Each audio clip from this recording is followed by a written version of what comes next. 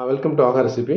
இப்போ நம்ம பண்ண போகிறது லெமன் கோரியண்டர் சிக்கன். இது நம்ம 400 கிராம் சிக்கன் வந்து மீடியம் சைஸாக வெட்டி எடுத்துருக்கோம். இது என்னென்ன போட்டு பேட்டர் பண்ணுறதுன்னு பார்ப்பேன். தேவையான பொருள் வந்து நான் கோகோனட் ஆயில் யூஸ் பண்ணியிருக்கோம். ஒரு 50 ml வந்து கோகோனட் ஆயிலு, அப்புறம் வந்து சில்லி பவுடர் வந்து ஒரு 2 டீஸ்பூனு, அப்புறம் சாட் மசாலா வந்து ஒரு 2 டீஸ்பூனு, அப்புறம் கோரியண்டர் கொத்தமல்லி தழை அது வந்து கொஞ்சம் அளவு கூடுதலாக எடுத்துக்கணும், ஒரு பஞ்சு.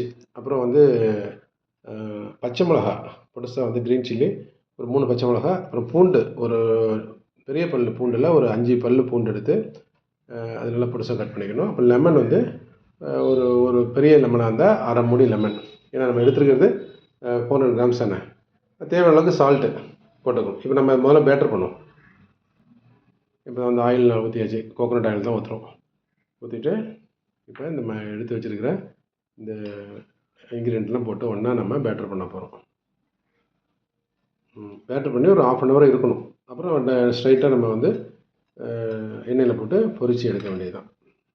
கோகோனட் ஆயில் வந்து சிக்கனை பொறுத்த வரைக்கும் கோகோனட் ஆயில் யூஸ் பண்ணிங்கன்னா ரிசல்ட் ரொம்ப எக்ஸலண்ட்டாக இருக்கும். அதை வந்து நீங்கள் இந்த லோக்கலில் செக்கில் அரைக்கிற எண்ணெய் வாங்கினீங்கன்னா நல்ல டேஸ்ட் இருக்கும்.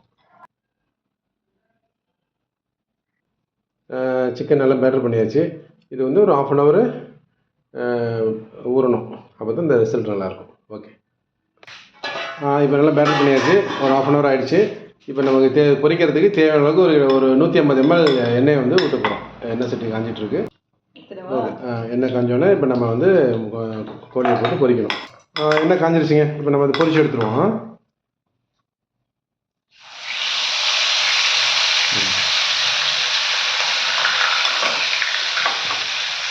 இதில் வந்து என்ன இன்க்ரீடியன்ட் கிடையாதுன்னா வந்து இஞ்சி கிடையாது, வெறும் பூண்டு மட்டும்தான். ஆனால் இது ஒரு வேறு மாதிரி டிஃப்ரெண்ட்டாக ஒரு டேஸ்ட்டாக இருக்கும்.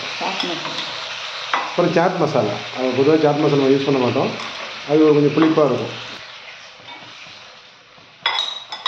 கொஞ்சம் நல்லா கொஞ்சம் கனமான கடாயில் பொரிச்சிங்கன்னா நல்லாயிருக்கும்.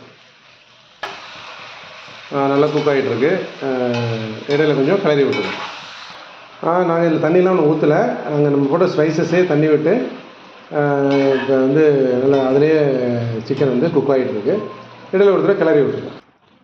ஓகேங்க, ரெடி ஆகிடுச்சிங்க. இப்போ நம்ம அதெல்லாம் நல்லா ரோஸ்ட் பண்ணி எடுத்து ஒரு பவுலில் ட்ரான்ஸ்ஃபர் பண்ணி வச்சுட்டோம். அது உள்ளே எடுத்து வைக்கும்போது அதில் உள்ள அந்த கார்லிக்கெல்லாம் இருக்கும், ஆனால் எடுத்து மேலே அப்படியே போட்டுட்டிங்கன்னா சாப்பிட்றதுக்கு நல்லா ஃப்ளேவராகவும் இருக்கும், டேஸ்ட்டாகவும் இருக்கும். ட்ரை பண்ணி பாருங்கள். Have a nice day.